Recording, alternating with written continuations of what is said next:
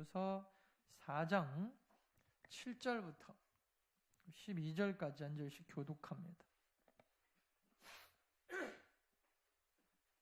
구약성경 전도서입니다. 4장 전도서 4장 7절로 12절 말씀. 제가 먼저 읽겠습니다. 내가 또 다시 해 아래에서 헛된 것을 보았도다.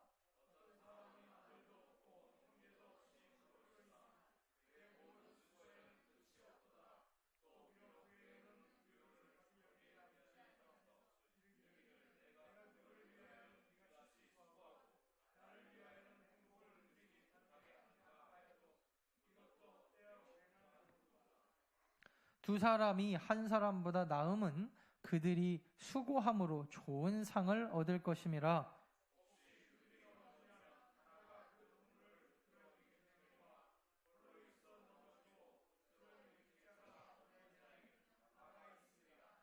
또 두 사람이 함께 누우면 따뜻하거니와 한 사람이면 어찌 따뜻하랴. 한 사람이면 패하겠거니와 두 사람이면 맞설 수 있나니 세 겹줄은 쉽게 끊어지지 아니하느니라. 아멘. 우리 양 옆에 앞뒤로 우리 악수하면서 인사할 때 우리 사랑하고 축복합니다. 같이 인사합니다. 시작. 우리 함께 갑시다. 같이 시작. 함께 갑시다. 같이 인사하시기 바랍니다. 요즘에 가장 이슈가 되는 뉴스가 무엇입니까? 이국종 교수,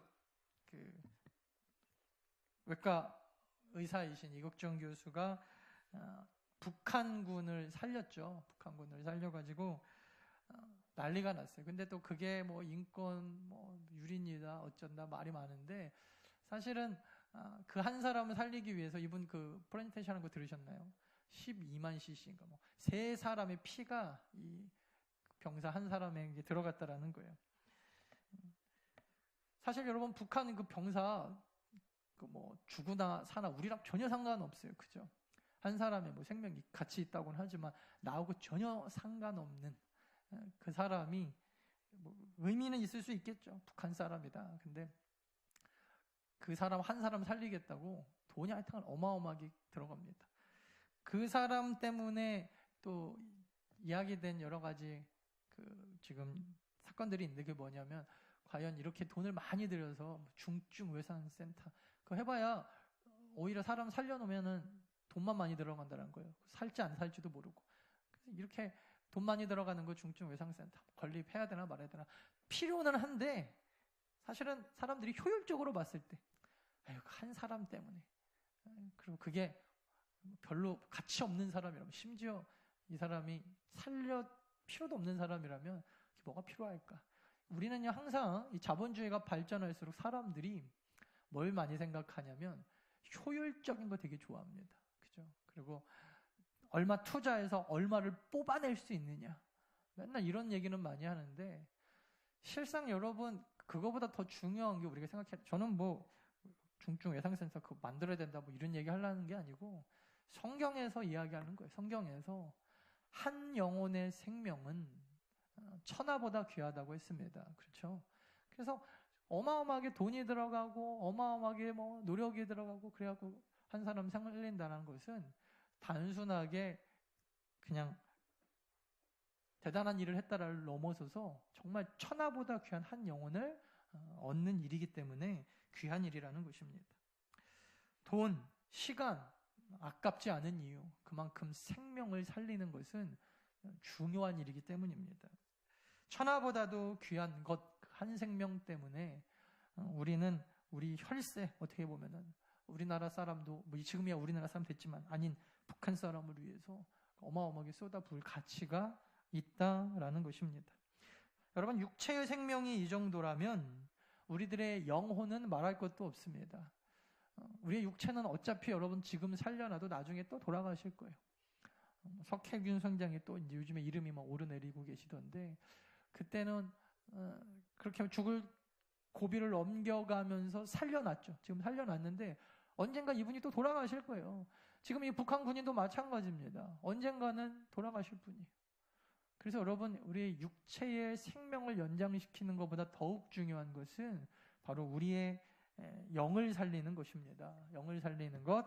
우리 다시 한번 옆에 분들 보면서 인사하실 때 영을 살리는 사람들이 됩시다. 인사하겠습니다. 시작. 영을 살리는 사람들이 됩시다. 그만큼 생명은 귀한 것입니다. 그래서 여러분 교회 다니는 가장 중요한 이유는 왜 다니시냐면 이거 잊어버리시면 안 돼요. 다른 이유가 있는 게 아니에요. 내 영이 살기 위해서. 신앙생활은요, 내 영이 사는 것입니다. 내 영이 죽었나요? 당연히 죽었죠. 왜 죽었습니까? 죄 때문에 죽었다 그랬어요. 죄 때문에 죽은 내 영이 예수 그리스도로 인하여 다시 살아나는 것, 이것을 우리는 구원받았다라고 이야기합니다. 여러분들은 다 구원 받으셨죠? 우리는 다 구원받은 사람들인 줄 믿습니다. 그래서 우리의 영이 다시 사는 것은 돈이 얼마가 들어가고 시간이 얼마가 들어가고 한 사람의 영혼이 죽었다가 사는 것은요, 어마어마하게 중요한 일이다라는 것을 우리는 꼭 기억해야 돼요. 왜 예수 그리스도가 하나님이신데 이 땅에 오셨을까요? 예수님이 하나님이신데 인간의 몸으로 이 땅에 오신 이유는, 따라합시다. 나를 살리려고, 내 영혼을 살리기 위해서.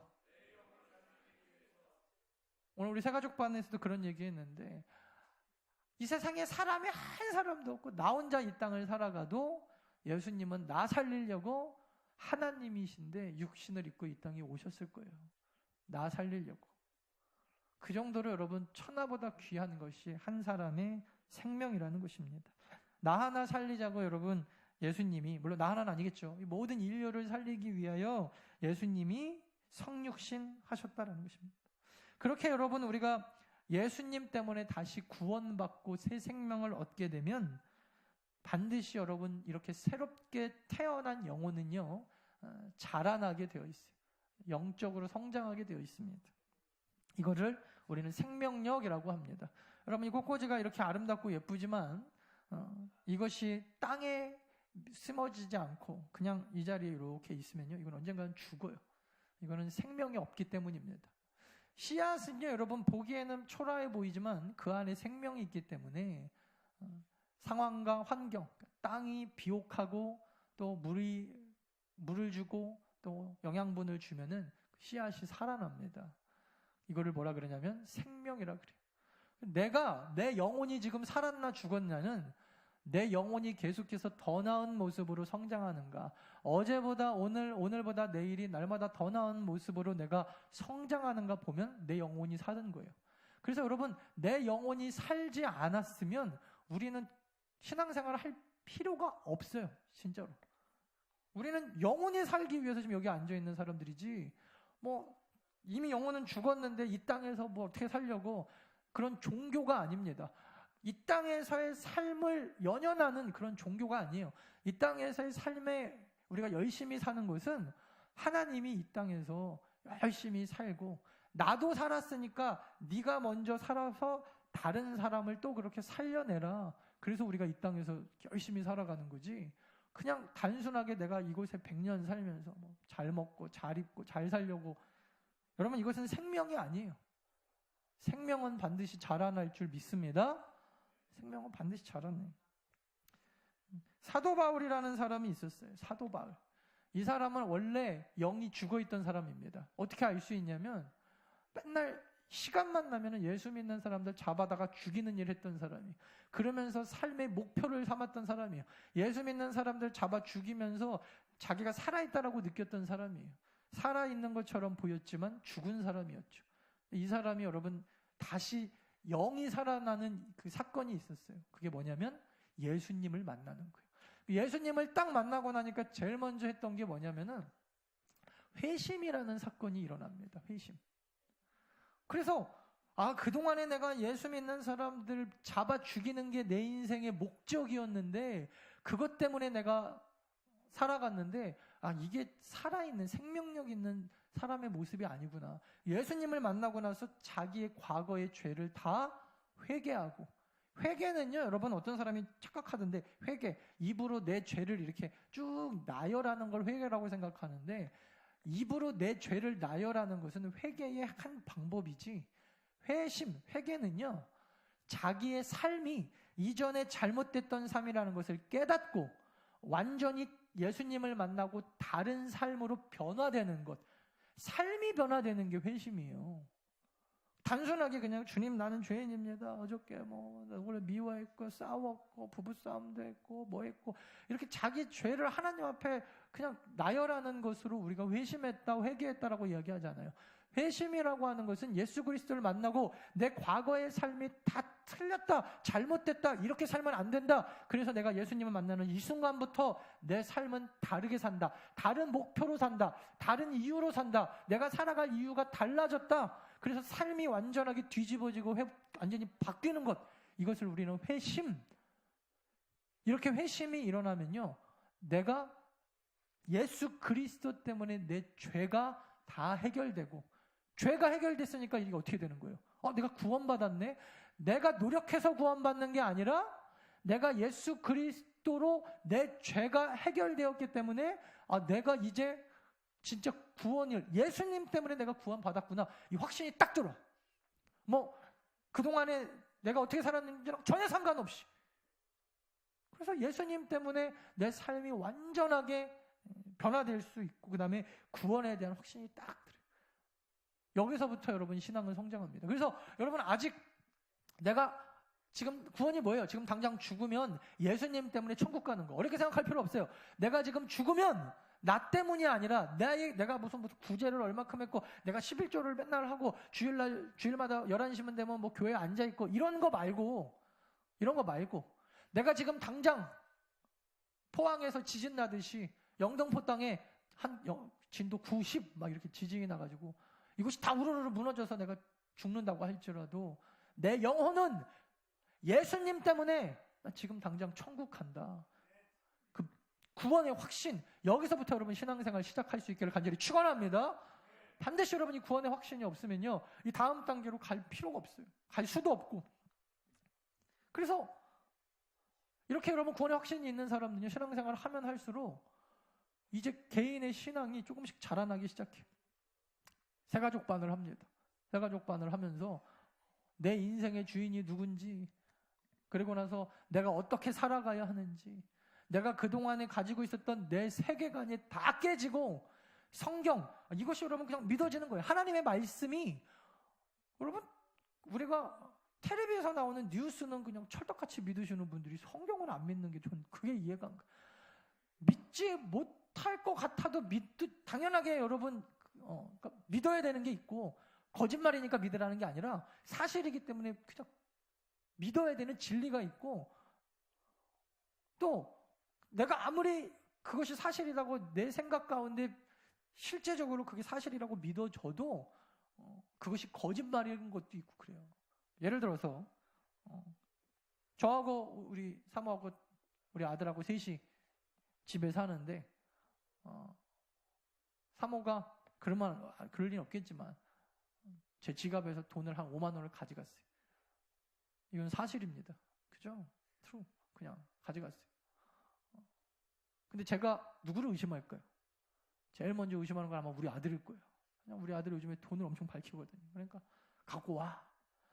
내가 여러분 죽는 날까지 아마 그때 우리 아들이 그 5만 원 빼갔을 거야 라고 나는 믿을 수 있어요. 하지만 그것이 진리가 아니에요. 그죠? 진리는 변함이 없습니다.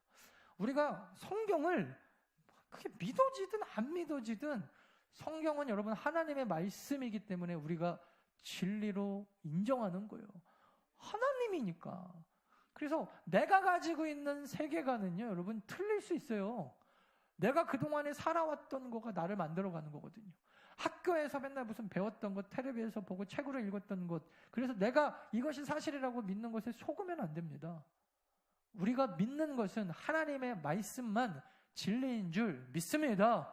그걸 가지고 날마다 하나님의 말씀과 계속해서 씨름하고 하나님의 말씀으로 들어가다 보면은 개인적으로 이제 진정으로 살아계신 하나님을 만나요.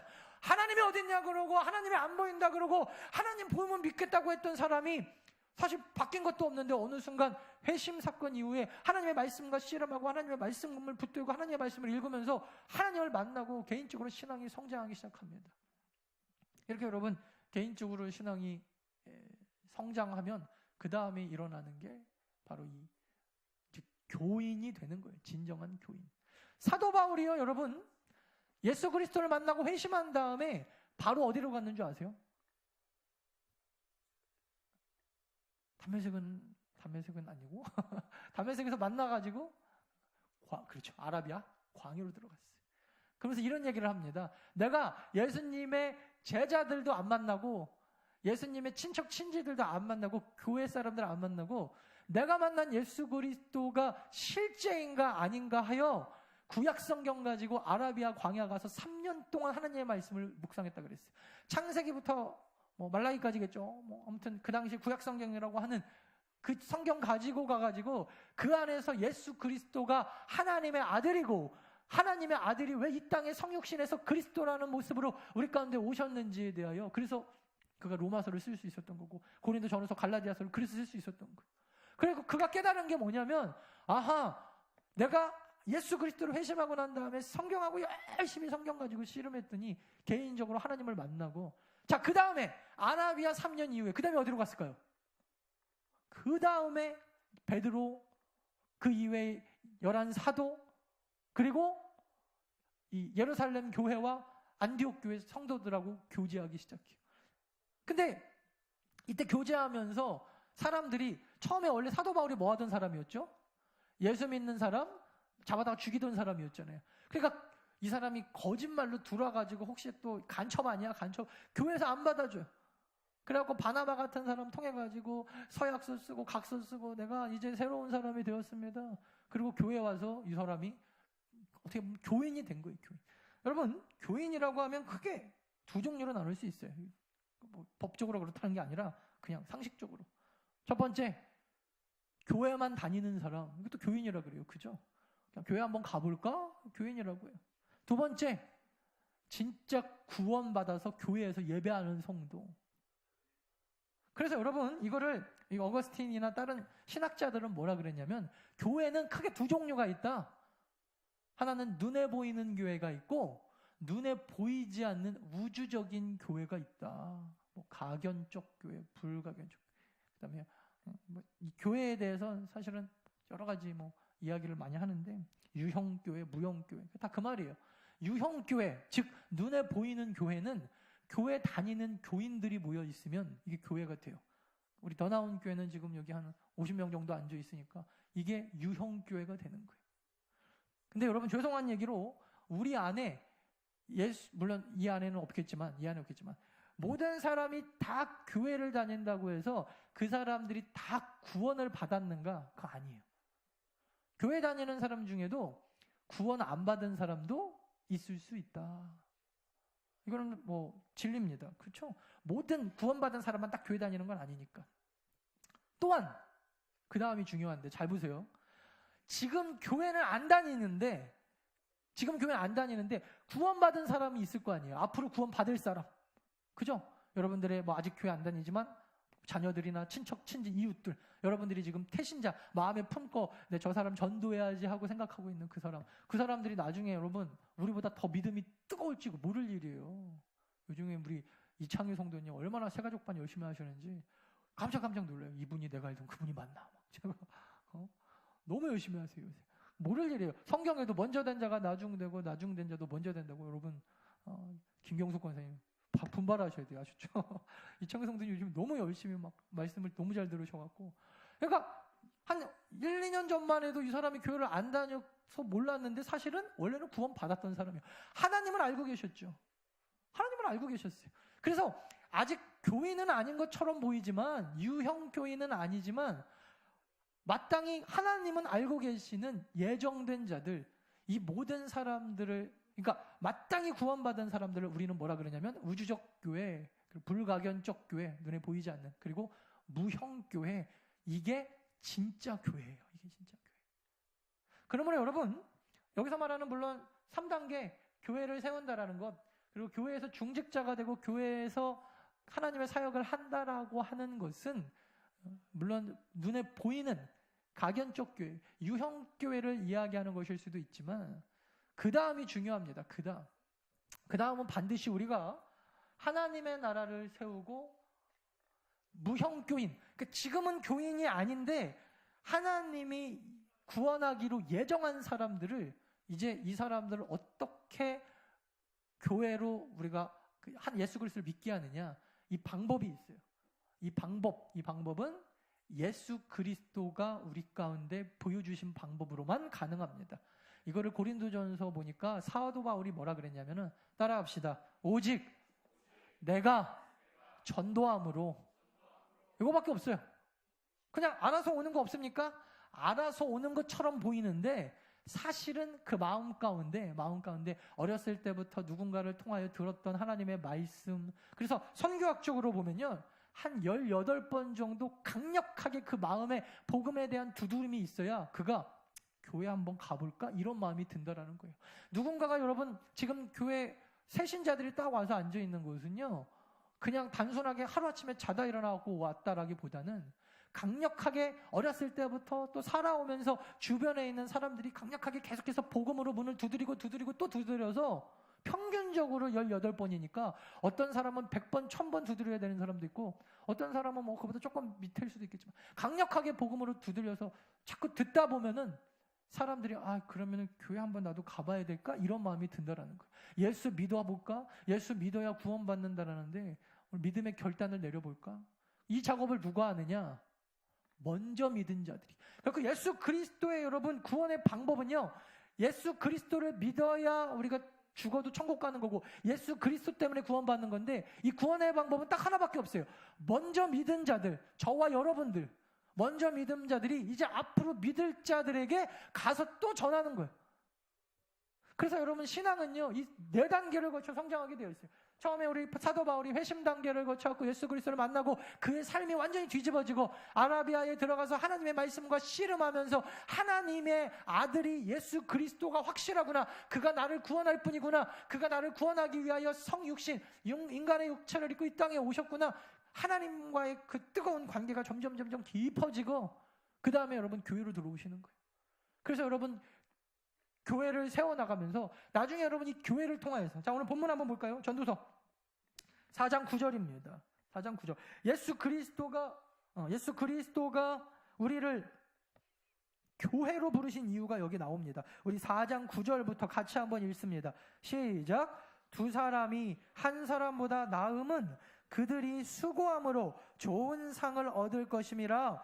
혹시 그들이 넘어지면 하나가 그 동물을 붙들어 일으키려니와 홀로 있어 넘어지고 붙들어 일으킬 자가 없는 자에게는 화가 있으리라. 또 두 사람이 함께 누우면 따뜻하거니와 한 사람이면 어찌 따뜻하랴. 한 사람이면 패하겠거니와 두 사람이면 맞설 수 있나니 세 겹줄은 쉽게 끊어지지 아니하느니라. 할렐루야. 그러니까 결국 여러분, 하나님께서 왜 우리 가운데 교회를 세우라 말씀하시는가? 결국 한 영혼을, 천하보다도 귀한 이 한 영혼, 육체의 생명보다 더 귀한 이 영적인 한 영혼을 세우기 위하여 하나님께서 교회를 사용하시는 것입니다. 그러므로 여러분 교회의 궁극적인 목적이 크게 2가지라 그랬죠. 첫 번째는 구원받은 자들이 다 같이 이렇게 모여가지고 크게 다 같이 모여갖고 하나님을 영광스럽게 하고 하나님을 찬양하고 하나님을 예배하는 것. 여러분 구원받지 아니하는 사람들은요, 예배도 못 드려요.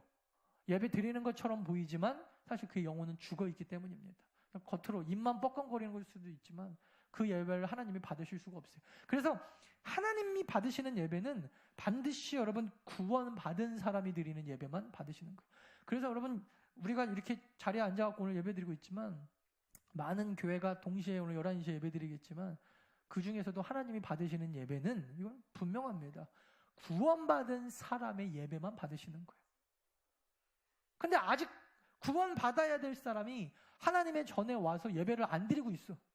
하나님이 마음이 아프시다 그래요. 하나님이 마땅히 자녀가 있어야 될 자리에 있지 않고 같이 식사 자리에, 여러분 부모님이 앉아갖고 밥을 먹는데 우리 아들이 가출해갖고 나가가지고 추운 겨울날 이게 밥을 먹는지 뭐 하는지 알 수가 없고, 그리고 세상에서 떠돌아다니면서 하지 말아야 될 짓 하고, 그럼 뭐예요?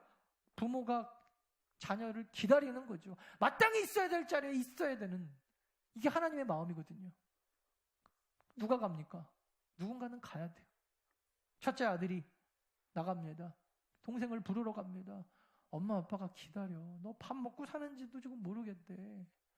엄마 아빠가 저렇게 가슴이 속이 터지는데 빨리 와서 들어와. 이제 그만하고 들어와. 이걸 뭐라 그래요? 이거를 전도라고 하고, 이 아들이, 둘째 아들이 비행기 타고 미국에 가 있다. 미국까지 가서라도 데리고 오는 것, 이걸 우리는 조금 큰 의미로, 같은 의미지만 선교라고 합니다. 선교. 결국 여러분, 교회의 궁극적인, 우리가 교회를 든든하게 교회가 서 있지 않으면 하나님의 마지막 예수 그리스도가 이 땅에 오셔서 우리 가운데 니네가 먼저 구원받은 이유는 앞으로 구원받을 사람을 부르기 위하여 너희가 지금 교회로 먼저 세워지는 거야. 이 예수 그리스도가 우리 가운데 주신 마지막 지상 명령이잖아요. 궁극적인 교회가 세워지고 내가 구원받았는데 아직 죽지 않고 이 땅에 살아가는 나의 삶의 목적이, 여러분, 여기까지 가지 않으면 그냥 단순하게 우리가 교회만 왔다 갔다 하는 교인의 모습으로만 있으면 이거 불가능해요. 그러면 우리는 여러분 이제 교회만 왔다 갔다 하는 교인이 아니라 교회를 진정으로 세워가고, 우리 더 나은 교회가 선교적인 교회, 영혼을 살리는 교회, 영적 재생산이 일어나는 교회로 우리가 든든하게 딱 세워져야 될 줄 믿습니다. 그 사명을 여러분들이 이제 같이 감당해 주시는 거예요. 그게 진짜 교인이에요. 세상 사람들은 이야기합니다. 무슨 장로가 저렇게 돈을 밝히냐, 무슨 집사가 저렇게 나쁜 짓을 하냐. 근데 여러분, 우리가 장로로서, 권사로서, 집사로서 착하게 살고 의롭게 살아야 되는 것은 당연하지만 그것 때문에 교회가 있는 건 아니에요. 착하게 살고 도덕적으로 살기 위하여, 노력하기 위하여 우리는, 여러분, 하나님께서 교회를 세우신 게 아니에요. 착하게 사십시오. 왜? 하나님이 기뻐하시니까. 의롭게 사십시오. 하나님이 기뻐하시니까. 하지만 여러분, 그것이 우리가 교회가 존재하는 목적은 아닙니다. 이 시대의 교회가 존재하는 목적은 딱 하나, 예배하고 이 예배하는 자를 찾기 원하시는 하나님의 마음이 우리 안에 있기 때문입니다. 우리 더 나은 교회가 2018년에는 더 하나님이 이 땅에 교회를 세우시는 목적대로 우리 더 나은 교회를 세워나가는 그런 내년도가 되어지기를 간절히 축원합니다.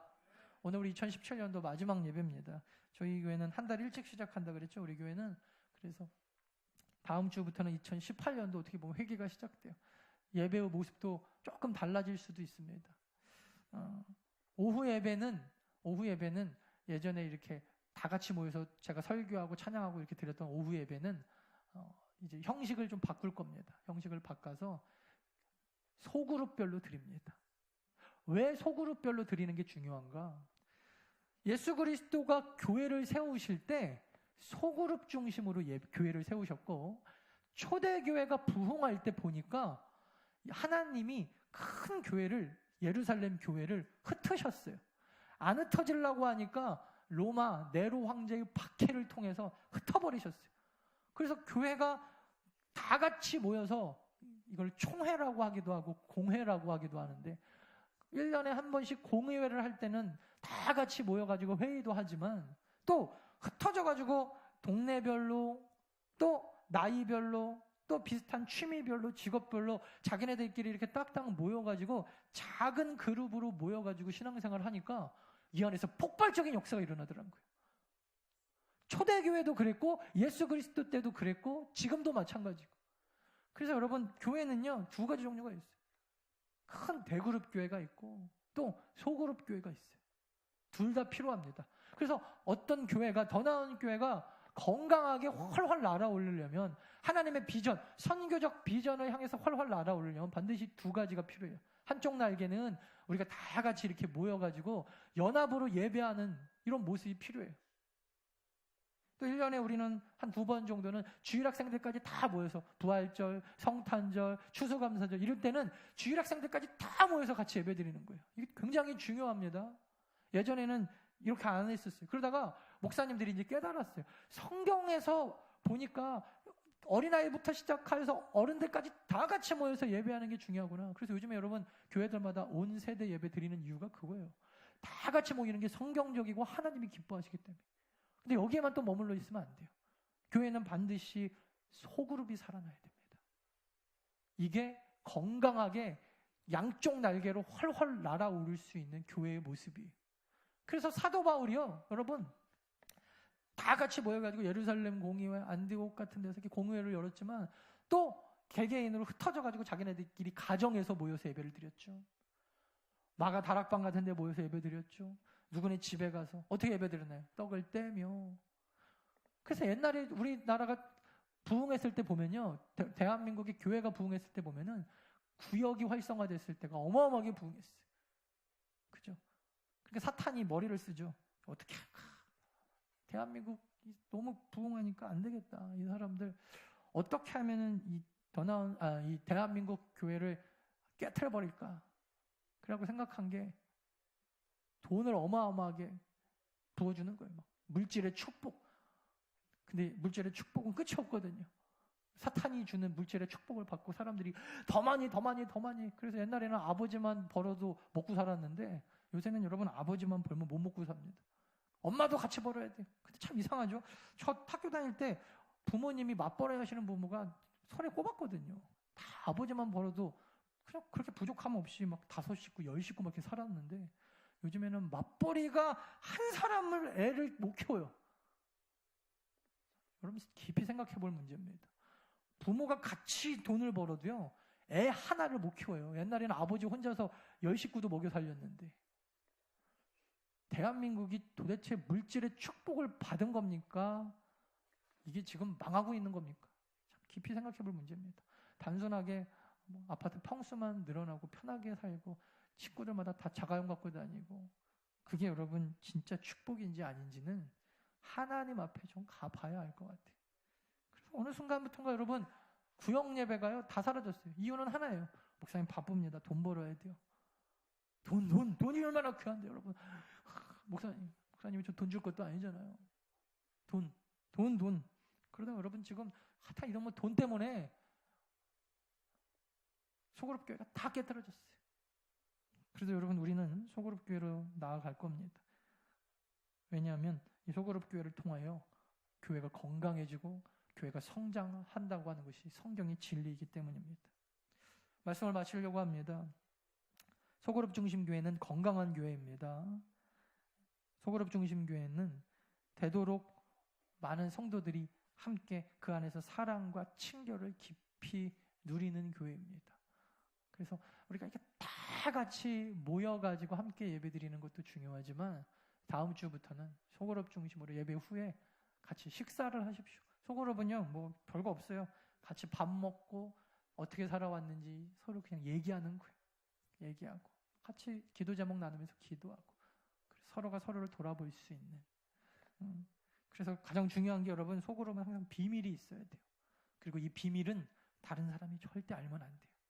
그리고 함께 우리가 소그룹이 잘 되는데 보면요, 그 비밀을 위해서 다 기도하는데 안 되는데 보면은 듣는 얘기 가지고 다 막 떠버리고 다니고 그 사람이 저랬다더라 이랬다더라 큰일 나요. 그래서 여러분 진짜 예수님이 이 땅에 기뻐하셨던 그 소그룹의 모습, 예수님이 정말 사도 바울과 초대교회 성도들이 그 하나님의 비전으로 세웠던 그 초대교회 모습으로 우리 더 나은 교회가 더 나은 모습으로 날마다 돌아갈 수 있기를 바랍니다. 우리는 주의 백성이오니 우리 후렴만 다 같이 우리 찬양하고 그렇게 잠깐 우리 기도하고 우리 아가비바 교회에서 온 우리 청년 또 회장님 프레젠테이션 잠깐 듣도록 하겠습니다. 잠깐 이거 아까 해봤어요? 소리 나와요? 네. 교회를 세우시고 우리 후렴만 찬양합니다. 교회를 세우시고 교회를